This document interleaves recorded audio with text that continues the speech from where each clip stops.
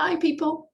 I just wanted to pop in and talk a little bit about derealisation. It's a form of dissociation which is often misunderstood and in adulthood can often be misdiagnosed as psychosis.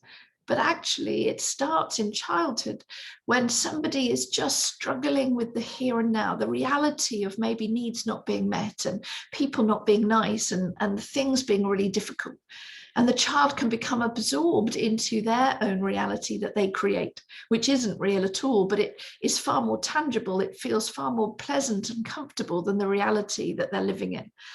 Very often a child will base their fantasy planet, their fantasy experience on who they want to be rather than who they are, what they'd like to be like rather than how other people perceive them.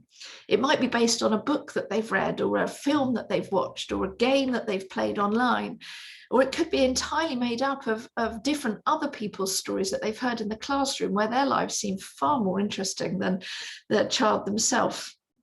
And it starts like that, and it becomes a coping mechanism when life is too difficult, when things just seem awkward, when they feel a sense of shame that actually, they're going to know how awful and boring my life is, and I don't have anything in my house, and my life is just awful, and the adults that look after me are dreadful. Then they can just flick themselves off into their own planet.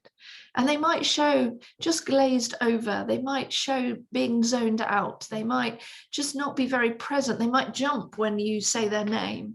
But it's really important when our children are absorbed in gaming or books or anything which could fuel this fantasy. It's really important that we keep them grounded and we help them come back to being here. And then we help them find that this life isn't that bad.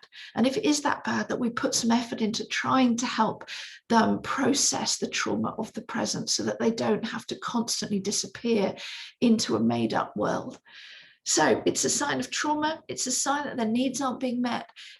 Popping off into a little fantasy planet and pretending to be, an animal or a fairy or something when you're little is completely normal, but it becomes abnormal and a dysfunction the older the child gets. So it's a sign that actually they need help. And so we can poke them back into reality and then help attend to what their needs could be. Derealisation, a form of dissociation, a form of coping with things when they're just really difficult. I hope that helps.